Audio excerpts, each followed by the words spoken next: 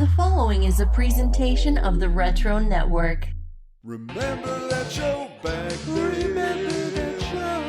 Turn on the TV, time was always flying. Why did they have to end? So many shows you forgotten. Now that we've got a podcast, we can release all the shows from our hands. Yeah, will you be the most TV dudes you'll ever listen to? As long as we keep on talking sitcoms and cartoons from back in the day. Okay, we confess we're obsessed, but we got a podcast to help you remember that show. Hey there, TV lovers, and welcome to episode 8 of Remember That Show, the podcast where we revisit the forgotten or obscure television shows of the 80s and 90s. I'm William Bruce West. And I'm Adam Pope. This time around, we're discussing a pilot for a 1986 television show that never got a full season or even a second episode. It's called She's With Me. But I think perhaps we should explain maybe in more depth what a TV pilot is for those who are not familiar with the concept. So a pilot is a standalone episode of a television series that is used to sell a show to a television network or other distributor. It's essentially a test presentation or like a first draft of an idea for a show. And if the network executives see potential for the series to be popular, they will finance a certain number of episodes to air on the network. If they're lucky, maybe a full season. Yeah, pilots are rarely the same as the final show. Usually things like cast members, sets, and theme songs change between the pilot and the airing of the first episode. In fact, in many cases, the pilot episode is not the first episode broadcast to the public. It may show up later in the series or as part of a syndication package once the series has established itself as a success. Sometimes the pilot episode is so radically different from what audiences see during network broadcasts that it is never released to the public at all, but may appear as part of a box set home video release of the series. Now that we've explained all that, let's talk a little bit more about our personal experience with television pilots in a segment we call Theme Song. So, Will, I'm going to ask, is there a particular TV pilot for a series that did get picked up, which stands out in your mind, maybe as good, bad, just downright bizarre? This was a hard question because, I've seen a lot of pilots, and I've seen a lot of pilots where I was like, I can't wait to watch this show, and then I never went back to it, you know? The last one I remember like that was the Punky Brewster revival. I was like, oh my gosh, it's the 80s all over again. I can't believe NBC invested money in this thing, and nobody watched it. And I never went back after the pilot. But the one where I walked away from it, and I was like, they got something special on their hands. Like the most recent one, I'd have to say, was Fox's Glee pilot. I guess it was around, oh my goodness, when did Glee start? I want to say it was around like 2012-ish, maybe, somewhere in there. Like, I was really big into Glee in the beginning because of the like acapella ties and kind of thing to it. Oh wow, it's 2009. So yeah, it was Glee, and it was an era when like the theater kids were having their day. It ran off the rails quickly, but that pilot, I was like, this is something I haven't seen before. I'm really looking forward to seeing where this goes. But how about you? For more modern pilots, it's definitely got to be Community. For me, I love that show. And even though the pilot is slightly different in tone as to what the series became, which was something insanely special and awesome, I thought that pilot really it establishes the characters so well. It gives you the setting immediately, and you're like, okay, this is the group. We know everybody, how the dynamics are going to play out, even though those evolve, as the series goes on. I just thought that was such a fantastic concept for a show that was executed perfectly. But I want to ask you, going back to this time that we're talking about right now, some stuff from the 80s, in particular, something I'm sure that you have studied, that you have gotten into, which is the multiple pilots for Three's Company. For example, like the first pilot, totally different names for the characters. Like John Ritter is in it, but his name is David. And then there's Jenny and Samantha, but you have the Ropers. You have Norman Fell and Audra Lindley. They're the Ropers. That was definitely in place. And then like they do a second version that had someone named Susan Lanier as Chrissy, but then you had Joyce DeWitt was in there at that point. It's so weird. And they actually had like the set they would eventually use, but the first one is like bizarre. It looks so weird. I think the first one is because it was more of a direct translation from the British source. It's based on the UK show Man About the House. And I'm pretty sure John Ritter was David. Well, his Jack Tripper was David in Man About the House, because the Three's Company franchise really kind of followed the UK model pretty closely. Like, even though we have like exponentially more episodes, like when Man About the House ended, there was a spinoff called Robin's Nest. Oh, his name was Robin, because it was called Robin's Nest. And then when Three's Company ended, we got Three's a Crowd, which was like Jack with his own apartment, well, with Vicky. So like, I have seen the second pilot. I've never seen the first one. All of them are on the new DVD box set, but I haven't watched it yet. I had the old like Anchor Bay versions, and they only gave you that second pilot, and then somewhere they unearthed the very first one. So I hope to watch that one soon, but right now I only know 2 Three's Company pilots. The other thing too about pilots is, we mentioned like sometimes it's just like 1 or 2 cast members that change. And the most shocking ones that I've come across that I didn't know about till recently, the first one is the original Full House pilot with a different Danny Tanner. There's no Bob Saget, but the entire cast is the same. The set is the same. The script is the same. And when they decided to let the original guy go and bring in Bob Saget, they just refilmed his scenes. That's all they had to do. But they did a full opening sequence with this other guy that, again, matches beat for beat everything you see with Bob Saget. So when you watch it now, it literally feels like an alternate reality. It messes with your perception of where you're at, because you're like, no, this is wrong. Plus, like, I feel so bad for that guy, because it would be a better story if you're like, oh, well, he went on to star in NYPD Blue for 15 years. But instead, like, he went nowhere. So there were a good 7 years where he wanted to shoot his TV at least once a week. And then don't even get me started on when Fuller House came around. Like, he just missed the brass ring. It's rough. And same thing actually for Married with Children. So the original pilot had different kids for Bud and Kelly. And actually the original Kelly Bundy is this gal, Tina Kaspari, who I kind of had a little crush on back in the day, because she's in Can't Buy Me Love, she's in Mac and Me, she's in Teen Witch. Like, she's really like this kind of fun and sweet 80s girl, but she definitely doesn't have the attitude of Christina Applegate. Like, it doesn't play the same at all. But again, it's so bizarre to watch those clips of them and just watch the scenes back to back. And you're like, that would have been a very different show. There's no way it would have caught on without those kids. I didn't even know that until today, that there were different Bundy kids. So yeah, now I want to go and find that footage too. I learned a lot today, but it'll come up later in this episode. Yeah, so it feels like now we are ready to go back in time to the mid-80s and examine the TV landscape that allowed She's With Me to be conceived as a contender for primetime entertainment so that it could get the green light.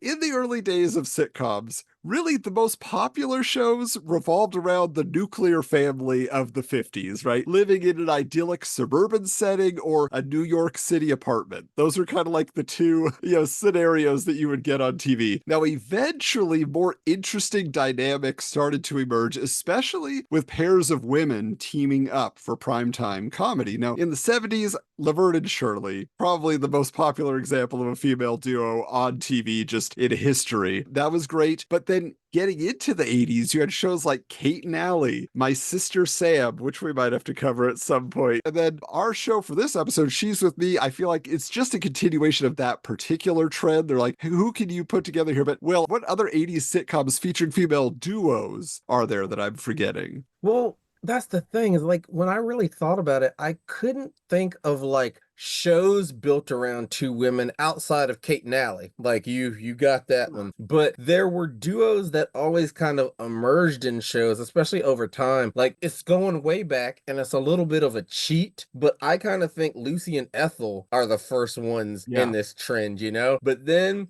for example, Gimme a Break. Gimme a Break starts with Nell Carter raising these kids, and like they're all the kids of this like police chief, and then he dies and she keeps raising the kids. But then like near the end, and usually these kind of switches usually happen once the network canceled the show, but then it got picked up in first run syndication. They're like, let's just switch things up and make it cheaper. So like near the end, she moves to New York City to like chase her dreams, and her best friend Addie is there. So like the end of Gimme a Break is just like Nell and Addie getting into like wacky New York adventures, but then they realize, hey, we still need some kids. So then enter the Lawrence brothers, and that kind of started their whole thing. Addie is Thelma Hopkins, right? Yep, So Addie is Thelma Hopkins from Family Matters, Yep. Thelma Hopkins has like a storied career of always being the bridesmaid and never the bride. Like hopefully we'll get to that. But like another example with Thelma Hopkins and Laverne and Shirley was in the 90s we had Getting On, which started on ABC. It never quite made it to TGIF, but after one season it moved to NBC, and it was basically the Kate and Allie formula where you had two divorced women who lived together to save money, and they each have kids, so it's like a blended family, and they're getting into like wacky divorcee situations. And it was Cindy Williams from Laverne and Shirley and Thelma Hopkins as the mom. Interesting. Yeah, and the only other one I was thinking, like you were saying, within a very popular show would be Mary and Rhoda on the Mary Tyler Moore Show, because they were this great duo, but then Rhoda gets so popular, she just gets her own series.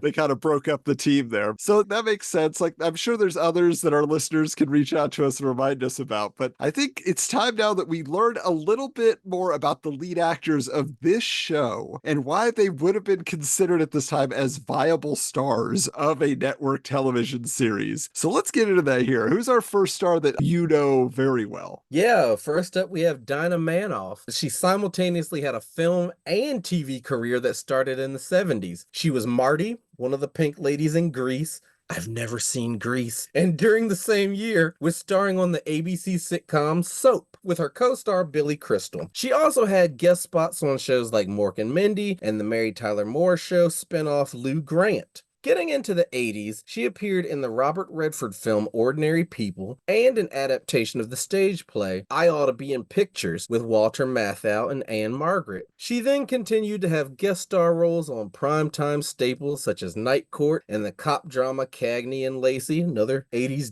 female duo, which starred two female police detectives. Manoff wouldn't get another starring role on a series until the Golden Girls spinoff Empty Nest in 1988, which debuted the same year that she became a victim of Chucky, the homicidal horror doll in the original Child's Play film. Adam, where did you first encounter the work of Dinah Manoff? Well, here's the thing. So apparently it was in Greece, but until researching for the show, I had no idea that she was the one playing Marty in that movie. I've seen that movie dozens of times. I was just like, Marty's great, but I guess she never went on to do anything else. You know, like just unrecognizable to me. And then I didn't watch Empty Nest because in my mind, it was an old people show. Richard Mulligan's just like this gray haired guy. And I'm just like, I'm not going to watch that. Strangely enough, though, I did watch Nurses, you know, that came out of that show for some reason, but not where it began. So yeah, I definitely was not familiar with her at all, but you very much loved Empty Nest, yes? Oh yeah, people who know me know that I was raised by the Black Golden Girls. Like, we had all four of them, and they liked cheesecake, and on the weekends, we watched the Golden Girls. So I grew up in the Golden Girls shared universe. Like, I know Empty Nest, I know Nurses. Like, I watched all of those. Especially, like, later on in Empty Nest's run, her co-star Christy McNichol, she had something of a nervous breakdown, and she leaves the show. So Dinah kind of, like, gets double the work at that point. Like, it was two sisters kind of battling for their like father's affection, and now you just got one. So like, to me, Empty Nest is Dinah Manoff. Okay, now her co-star for this pilot is Jerry Hall, who was a fashion model that was discovered on the beach of Saint-Tropez in 1975 while sunbathing with her twin sister. There's two of them. So after just 2 years, she actually had appeared on over 40 magazine covers and was demanding very high prices for the use of her 6-foot blonde visage, you know? She's very of the moment. Now, she was also very famous for dating Rolling Stones frontman Mick Jagger for 22 years.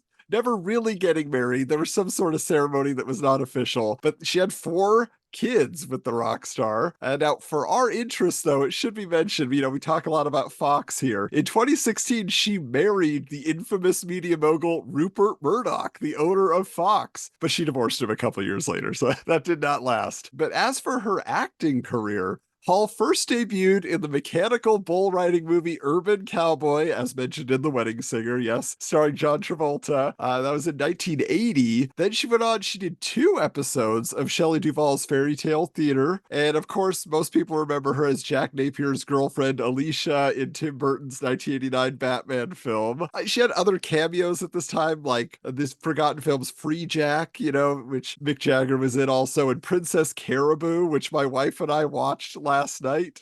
But she's a blink and you miss her. She really doesn't do much of that movie. So I'm just curious, Will, was Jerry Hall like a pop culture figure you would have recognized in the 80s or 90s? Recognized, sure. Like, she's got that look, but like, I'm that guy. I only knew her as Alicia in Batman 89. It's funny you mentioned Free Jack. I've seen Free Jack. Free Jack was the first comic book adaptation of a motion picture that I ever got, because I got it in like a grab bag. So Free Jack holds a special place in my heart, even though I can't remember what it's about. I can't, but it's just like that franchise. Like, oh, it's Free Jack. Didn't know she was in it. But her face was like unmistakable. Yeah, but I definitely would have recognized her. But if you put a gun to my head and said you can't name Batman 89, then I'm gonna die. Yeah, the only thing I'll say is I knew her from Batman, and I remember like some like chattering about her being a model and stuff and being connected to Mick Jagger. So I always thought she was British. And when you see her in this show, definitely not British. Right. But now that we know a little bit more about the stars, I want to find out what this attempted show really was aiming for, where it came from. So I say we check out the elevator pitch.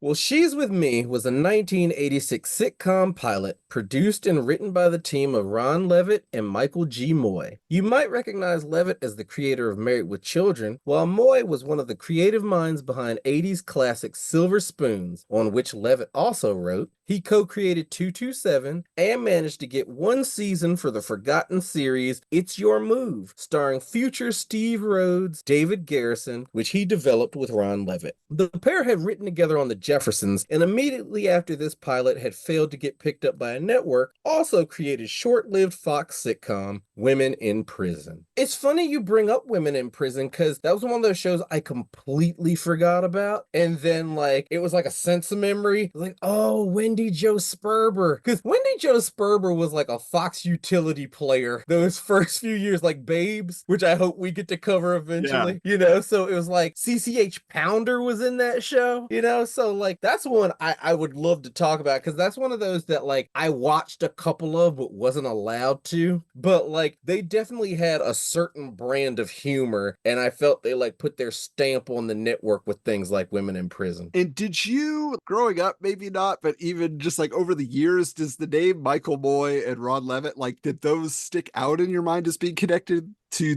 these shows or anything else? Well, it was always Married with Children because I was a big Married with Children guy. Like, you can tell like different people's eras and stuff. Like, I remember people slightly younger than me would get in trouble for watching The Simpsons, but like I would get in trouble because it was always in the news. It was always like controversial. There's like the episode where like Al goes to the lingerie store and she's like, would my boyfriend like this better on or off? And then I couldn't watch it for the rest of the season, you know? So it was like Married with Children, that was my thing. And then like I recognized Levitt when Unhappily Ever After started because I was huge into the launch of the WB. But I was surprised to learn about 227 and even Silver Spoons, because Silver Spoons is one of those things we fondly look back on for one reason and one reason only: the train goes through the house. That's it. That's really it. That's all anyone can remember. And like, oh, that's where Alfonso Ribeiro started. Yeah, that's what I always remembered. Yeah. Like, Rick Schroeder's legacy is worse than Dean Kane's. So it's like, it's not a show we look back on fondly, but we're still like, well, at least he had that train that went through the house. Well, and I know, so we kind of hinted at this earlier, but you and I just independently both stumbled upon this 4-hour interview with Michael Moy, just about because Ron Levitt has passed away. And so like that they really get into all these details. You're like, wow, that is crazy. Just like all these, the Jeffersons and just everything that he was involved in, like even just like sometimes one episode here or there, or in the case of Silver Spoons, he said he was there to develop the pilot and then he was out. They put Same with 227. Yeah. Because he said that like he and Marla Gibbs were two different people. Marla Gibbs was politically minded and she wanted the show to have a message, and he wanted TV to be escapist, so that like those personalities did not work. And then he explained why he thought the Jack A. Harry backdoor pilot failed, where it was intelligent. He's like, you can't make the over-the-top character the star, because then who's the over-the-top character? Like, if you normalize them, then the comic relief has to be crazier than they are, and then you're just out of control at that point. It's just like Matt LeBlanc Joey on Friends when he gets his show. You're like, nope. Yep. Did you listen to all 4 hours? No, I did not invest all 4 hours. I did. Wow. I did. So I'm bringing some receipts to this podcast. All right, now let's get into the plot for this pilot here, because She's With Me tells the story of a jilted, celebrity-obsessed average gal named Edie, played by Dinah Manoff, who sells cosmetics door to door in the wake of her husband leaving her for a teenage girl, 18, but teenage, right? Yikes. Now, after a day of knocking doors without success, Edie ends up in the apartment of Maris, played by Jerry Hall, a famous fashion model who has just had a fight with her rock star boyfriend. Wonder where they got that idea. And is looking for a fresh start. And the women commiserate about their man problems and find that they have something they admire about each other. Now, Edie is amazed at the high society celebrity opportunities in Maris's life, while the supermodel admires Edie's courage in standing up for herself when she's wronged by her man. Now, the pair end up on a double date where Maris gets all the attention from two sleazy businessmen, and the episode ends with the model standing up for her new friend Edie and telling off these men for treating the frumpy gal like less than human. And then Maris convinces Edie to become her personal assistant, but Edie says, well, I'll just be your friend, but I'll take the gig. And then they go off to travel the world together. That's the end of the pilot. So is there any detail that you feel like I'm leaving out in the setup there, Will? Edie's circle of friends are all senior citizens. Like, for some reason, now maybe this is a generational thing or whatever, but her divorce in her early 30s has relegated her to spinster status, where Friday nights she plays bridge with senior citizens in her building. She doesn't have a cohort, so to speak, like a friend her age, her level, her experiences. Yeah, it seems like she's sharing her apartment with her mom, but then she has a friend who's like a neighbor but a little bit older who comes over and talks celebrity gossip with her and things like that. So that's the basic setup for She's With Me. We should mention, as far as the opening credits, you have a photo album, but it alternates between Edie's life and Maris's life. So you kind of see like Edie, like, here I am with my miniature get your figurines, you know, and then like Maris is all looking glamorous, you know, and then here I am with my ex who left me and his face is all scratched out, you know, and then it goes back to Maris with a horse, you know, or whatever. So it's just like, that's kind of, they're showing the two different, you know, experiences in life these two are having before they come together. And then the final picture is them together on a couch. It's like, she's with me, get it? So that's where the idea comes from. But that being the case, Will, when we were teasing this last episode, you said you were surprised it was actually good. Let's get into our cheers. So take it away, Will. What do you like in this? I don't see what's wrong with it. This is one of those things like you hear about pilots and everything where networks say they don't have space on their schedule, or it comes down to budget, or it comes down to like crazy things like that. Pilots get passed for like the weirdest, dumbest reasons sometimes. It could be one executive where he was constipated that day, but he had more power. He's like, I don't like it. So it was one of those deals of like, it seems polished. I don't really know what I would change. I mean, I don't know how long it would have lasted, but as far as like a run-of-the-mill late 80s sitcom, it was fine. It could have come down to network choice. If I had to put this on a network at that time, I would have put it on NBC. It had an NBC feel to it, if that makes sense. Like, I could see this airing after, like, Gimme a Break. This wasn't a CBS show. And it's always hard for me to, like, explain this, but I've always felt like my useless mutant power that would get me murdered in Xavier School is the ability to tell when a show is on the correct network. It's a feeling. Like, sometimes you see an ad for a show and you're just like, that's not on the right network. And you notice because then it ends up moving. It's like, okay, CBS cancels Magnum. Magnum ends up on NBC, and Quantum Leap currently on NBC shouldn't be on NBC, should probably be on CBS. It's things like that. So this was an NBC show. This was a 1986 NBC show. It doesn't fit ABC, it doesn't fit CBS, and Fox isn't really going yet.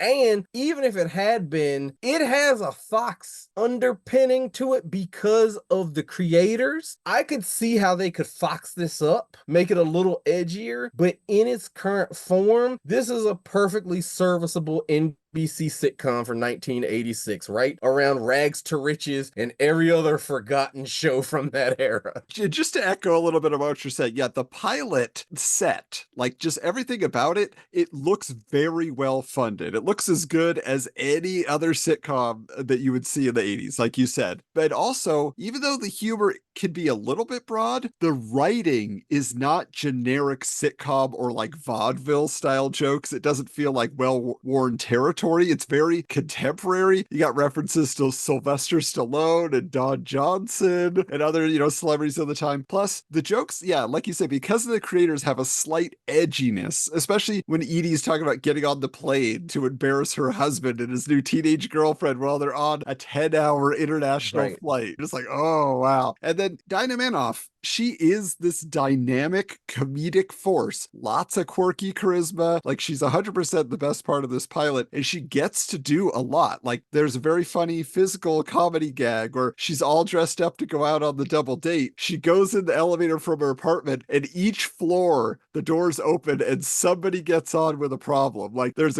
guys with stinky bags of trash, so now she's gonna stink. Then somebody gets in with dogs, and so the dogs jump all over her. She leans up against a freshly painted wall and all this stuff. And then by the time she gets to Maris's apartment, she's like, oh, we gotta fix you up. We gotta clean you up because her dress is torn. It's got paw prints all over it. She stinks, you know, like all that kind of stuff. So like, that's a funny physical, you know, humor thing. But then there's also little twists on like staging, I guess you would say. So at the dinner, when Maris finally tells off the two dates for being jerks, she puts words in Edie's mouth about how terrible they are. They're like, she's too kind to say this, but here's what she thinks of you guys. And then the guys, instead of getting mad at Maris, who's the one talking, they turn to Edie and they're like, oh, really? Right, right. I love that. That's a very funny gag. So there's a lot of stuff like that that's very clever that I think, yeah, it has a lot going for it there. I also loved how, like, it's relatable now. There are certain aspects to it where, like, for example, the parasocial relationships that Edie has with celebrities through reading tabloids. Like, people kind of forget because they kind of went under. It's like tabloids were really important, then they got really kind of crazy, and then internet and blogs took over. But it's the same kind of, like, she says that she remembers when Stallone got that stretch limo because it was the day they got their new towels, you know? It's like she's relating her life to these celebrities, which is what we're doing now through like the internet. And there's a lot of things present that didn't really have like a name to it, but we have it now. For example, like Jerry Hall has just been getting by on Pretty Privilege her whole life. So it's like, as she kind of tears down the walls there, it's that whole thing of like, everybody's got problems, which is awesome. Like, we're all just people. But at the same time, she's empowering Dinah Manoff. I just think it was a very timely girl power kind of series. Before that was like, the soup of the day, basically. All right, well, I know you said you might have a hard time finding fault with this show, but we got to get into our jeers. Boo! Boo! Boo! So, does it drag somewhere for you? Is there like a certain element of the show that you feel is unnecessary? Like, what can you point to?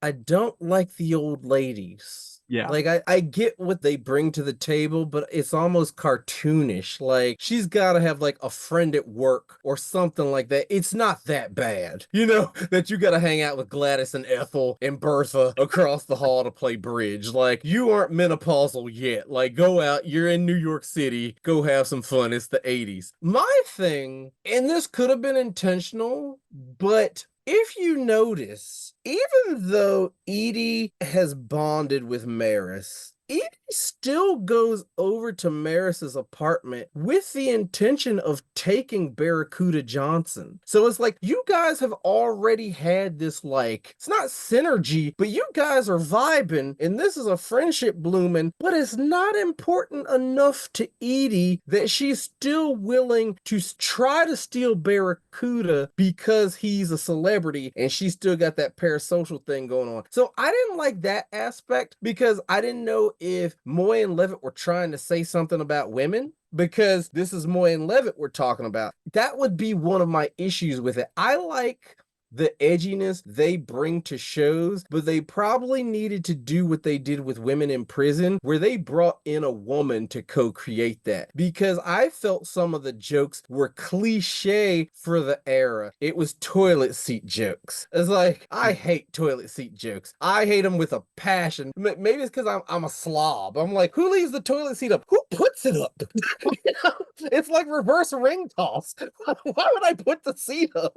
So, like, when they did that joke, I was like, oh, this is kind of old hat here. I think they did a decent job at it, but it is kind of interesting to see a show about like women and women's empowerment with no female involvement in the writing process whatsoever. Yeah, no, I can definitely see what you're saying there. Yeah, the misogyny creeps in, which is what they're known for, even if they amplify it to be ridiculous. But I only have one problem with this show, and her name is Jerry Hall. She is terrible. She is so... But it's a pilot. She would get better, but she is. I didn't want to go there, but... I feel like her delivery is very one note. She always has like this goofy smile on her face. Like, I'm just so tickled. I'm on a TV show and I'm the star. And she is 6 feet tall. Dinah Manoff is tiny. They look very awkward on screen together. Like, it makes her look very strange being so tall next to her. They're not a good match as co-stars, even in an odd couple kind of way, just visually. But it's not all her fault.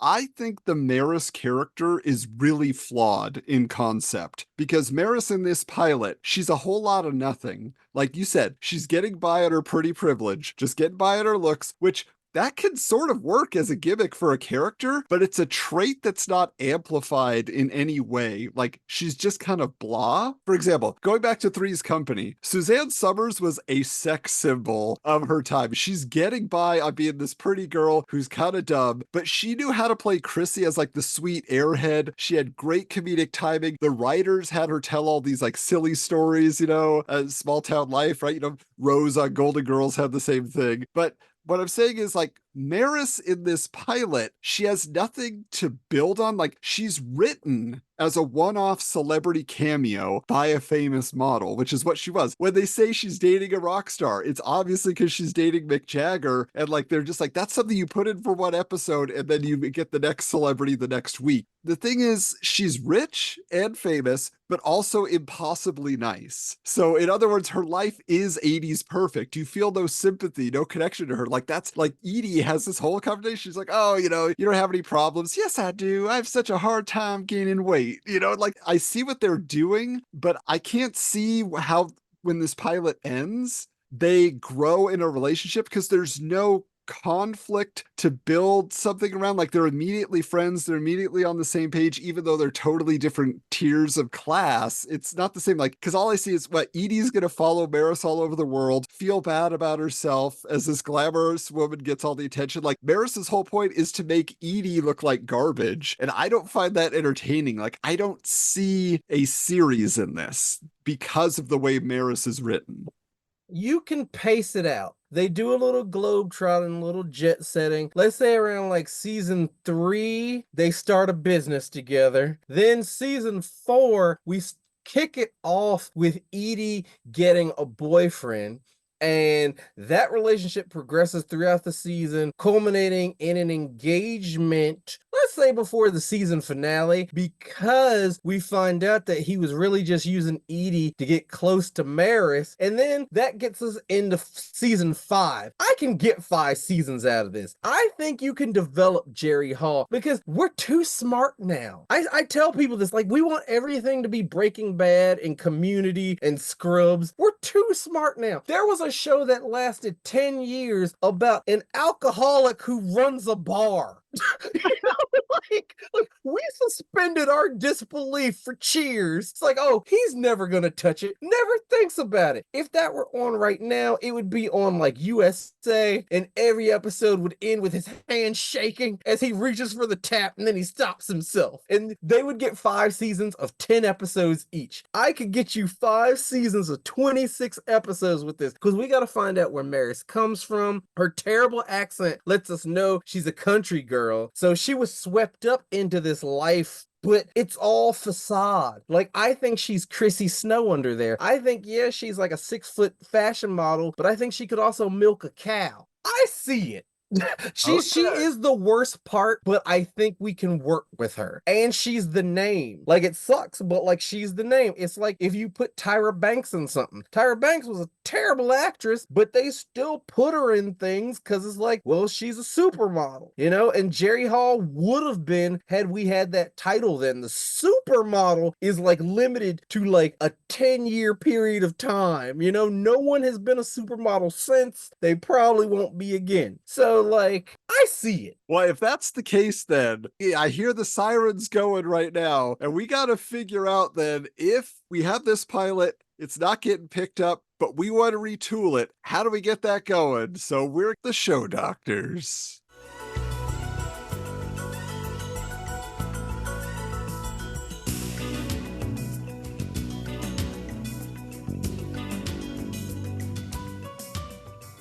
So here's my pitch, Will, because you've told us how we could work with what we have. But in my opinion, if we wanted to make this show a star vehicle for Dinah Manoff, which I think is really what it needed to be, I'd be all for it. But I'm still saying, dump Jerry Hall, rewrite the Maris character as less of a rich airhead and more of a self-centered diva. Now, you might say that's cliche, but there's a reason actors like Delta Burke on Designing Women and Jasmine Guy on Another World, like, they were so memorable. They're haughty and judgmental and opinionated and fashionable, but to this ridiculous degree, and that's where the comedy was to be found, in my opinion. Like, taking them down a peg or two in episodes. Plus, they could eventually be humbled, and you would feel some sympathy for them, but they always kind of go back to their old tricks, But we understand now, okay, this is why they lean into their high society persona, but they are still all about it. But I would do a page 1 rewrite where you have the same setup for Edie. So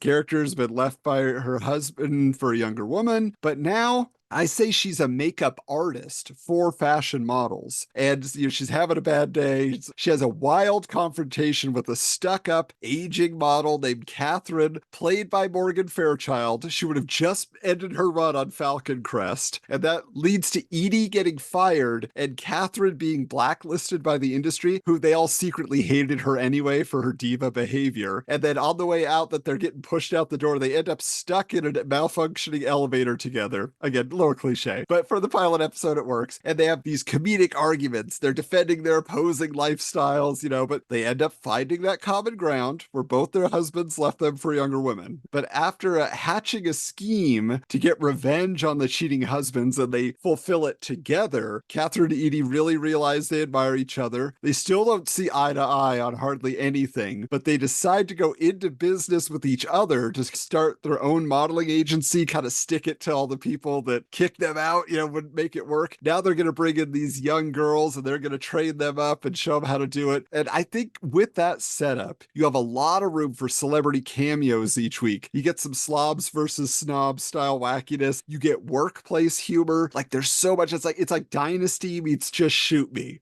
Sort of. It's kind of what I see. And you have the sex appeal of the models coming in. Like, I think this one, the network's like, yes, we'll take it. But what do you say, Will? I like that. I like that a lot because you hit on something that was a problem for me in that Maris is younger than Edie, but she wields more power because of her looks and her career. But I need someone like a Morgan Fairchild. I don't want them to end as friends. I want them to end with mutual respect because that puts forth the boundaries that allow Edie to work for Maris. In the current situation, she is buying her friendship. It's like, are you going to be friends or are you going to be colleagues? I like your situation more because it resolves that issue. My only problem is the timeline. I like your idea for a pilot in 1990. I don't like it for 86. It's all about timing. 86, I think it has to be how it is. You could still do the older person kind of deal with like the modeling agency, that kind of thing. Because again, the modeling agency being a hot thing and fashion magazines and all that, its boom was the supermodel. And the supermodel hasn't come around yet. The supermodel is still being designed in a lab. So it's like any time from like 1990 on, I think your concept works. Yeah, and I think you're right, because 1990 is about the time you're starting to see the commercials for the Barbizon School of Modeling and all those that would come up for sure. Yeah, so I think it's this one dies, and then they're retooling it over the years while Married with Children's becoming a hit, and then they say, what about this one? What about this one? What do you think? Yeah, definitely. I have two ideas. I have past and present. So in the past, we've kind of already discussed it, and this is always my answer, but this is the era we play around in. First off, you put it in first run syndication. You don't get as many network notes. They pretty much guarantee you 2 seasons, but they really want to get to 100 episodes. So like you get your first season on NBC, NBC cancels it as they are wont to do. You get 2 to 3 more seasons in syndication. You got a nice DVD set you can sell 15 years later. So what I would do,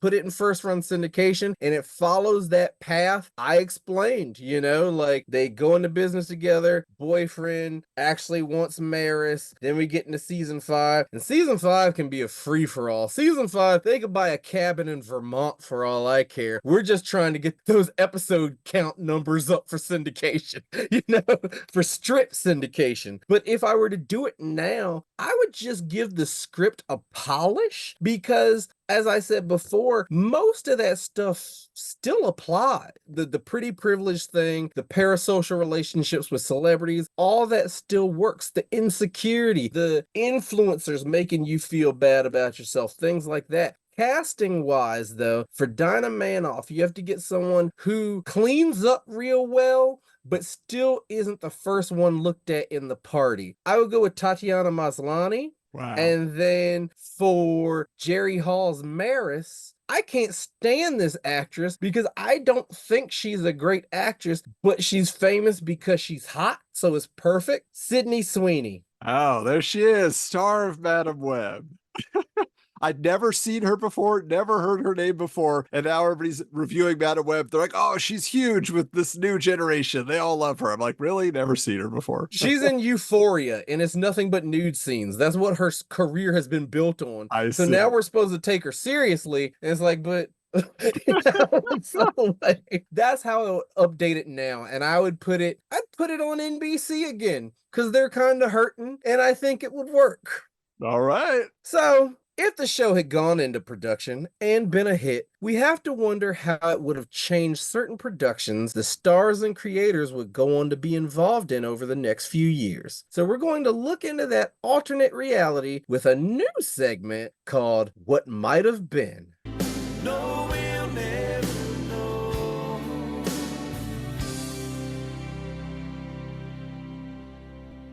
What might have been. Okay, Will, so I know that the wheels have been turning in your mind, and we've kind of mentioned this again on the other episodes as we were teasing into this. You know, there's the whole idea, okay, if you get your way, and this is going 5 seasons, that is taking us into 1991. And there's a lot that happens in their careers, at least for the actors, between then and 1991. So the question I have for you is, like, what's the biggest impact you think it has? Is it the fact that Moy and Levitt don't do Married with Children because they already have a hit? Or is it that Dinah Manoff doesn't get on Empty Nest? Like, what are you thinking? The biggest impact is no Married with Children, because what people have to understand is where Moy was in his career at this point. And that's what I took away from that 4-hour interview, is that I really relate to him in a lot of ways. Like, and he had a really interesting career, like starting in the Jeffersons, starting in Good Times. Yeah. But he worked his way up through the Jeffersons. And the point that he made was that he wanted to make escapist TV. He didn't want messages. So that was always a problem, because like when he got to Good Times, the younger people wanted to have fun while the older people wanted the message. And that's how like John Amos famously got fired. You like left the show. And then in the Jeffersons, after a while, you notice they're just rich. They're not rich and black anymore. They're just rich. And like they stopped throwing around the race stuff. And Moy was just kind of like, I come from the school of thought that if you need to refer to a 24-minute sitcom to change your view on the world, then that's a problem.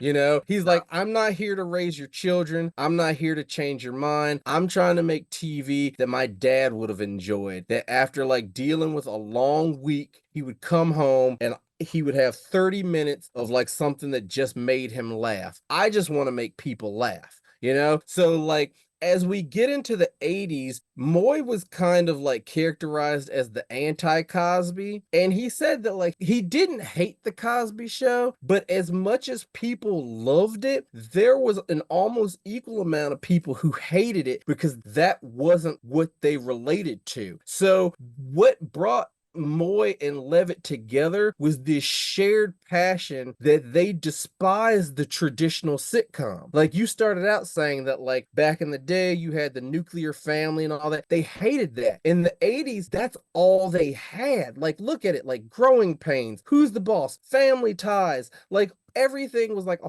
family show, and they railed against that. So by the time this pilot failed, they were just kind of done with Hollywood. They were just kind of like, well, if everybody wants Cosby, we don't want to do Cosby. So like when they did Married with Children, it was kind of like a spitball session of like, well, what would our dream show look like? They never had any intent to pitch it to anyone. It was just kind of something like it was a passion project in their back pocket. And an early Fox show, it fell apart. They had a hole in the schedule for launch and they were desperate. So they asked Moy and Levitt, like, do you guys have anything? And they're like, we have just the thing. And they gave them Married with Children, which would go on to brand Fox. Like, I always talk about like the edginess and everything of Fox. That's due to Married with Children. And what I never realized was Fox hated that.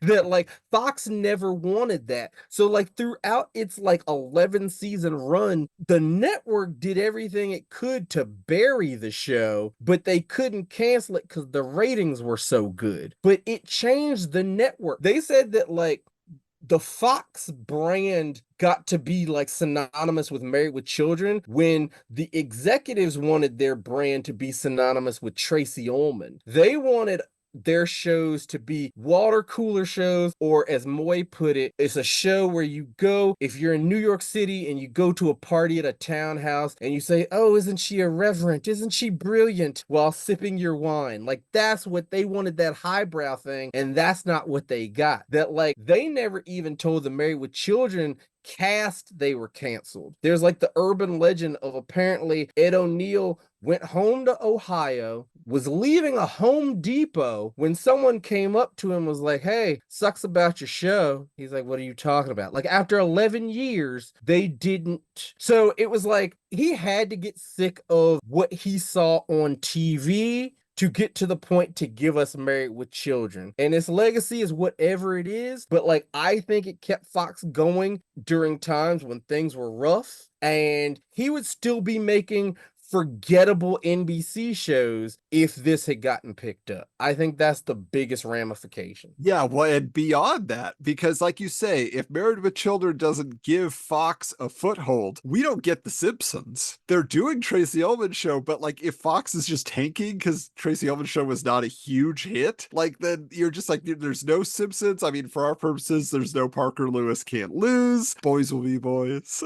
Second chance. You know, like so many things that we're going to be covering and have covered. Yeah, like they would just have those ramifications now. If we're watching, you know, She's With Me on Nick at Night all these years later, now it's in that syndication that's happening. But so Jerry Hall becomes a fixture. She probably gets her own spin-off sitcom where she really is like the solo star at some point. But Dinah Manoff's not going to be on Empty Nest. So does Empty Nest just tank? Like, who's going to fill in for her on that show? Empty Nest would have been fine. They would have found somebody. Yeah, you're right. Jerry Hall would have gotten Jerry. That would have been her one season self-titled vehicle. But like, as good as Dinah Manoff was on Empty Nest, anyone could have done Empty Nest. And this would be one of those things where it'd be interesting to know who like tested for it. Because I'm thinking like the chick who was McCall on Hunter could have been on Empty Nest. You know, they could have kept it in the NBC family. Like the show would have been fine. Empty Nest isn't really revered. See, that's why you're kind of the outlier, because you like nurses, but a lot of people don't realize it's connected. But I'm like, I don't know anyone who loves Empty Nest but not the Golden Girls. It's kind of a package. That's like finding somebody who's like, oh, I love the Ropers, you know? So it's like, it really didn't matter. As long as Richard Mulligan was still their next door neighbor and you got the Joe Isuzu guy and all that stuff, it would have been fine. So Dinah could have stayed. Jerry could have stayed. It's more the behind the scenes that would have had ramifications, because like, then you don't get Unhappily. Like, let's say Fox falls apart. If the fourth network didn't work, does anybody try UPN and WB?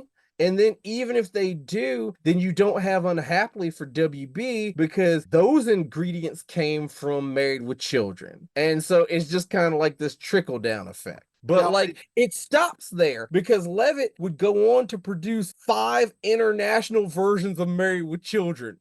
Like, he didn't try anything else.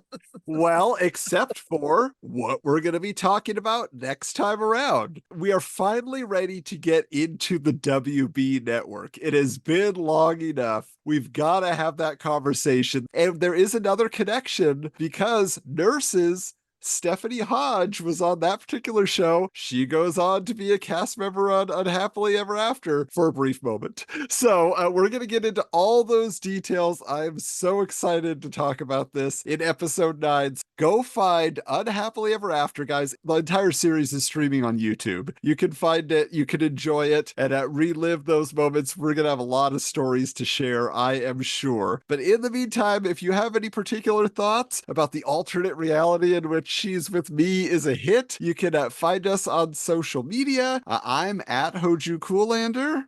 And I'm at William B. West. Yes, indeed. So the Retro Network is now Geekster. We want you to hop on board with all the fun that is going on, especially the month of March is comic book month. Will and I are both comic book fans. We haven't talked about any comic book TV just yet, but I'm sure that time will come. And you can actually win a vintage prize pack of comic books if that is your jam. But we just want you to contribute, share your stories of your fandom, share your collections. Just go to theretronetwork.com, Geekster banner, look right underneath it. There's a submit an article link. You can click that. Tell us your stories. We'd love to hear it. But hey, until next time, we're changing the channel.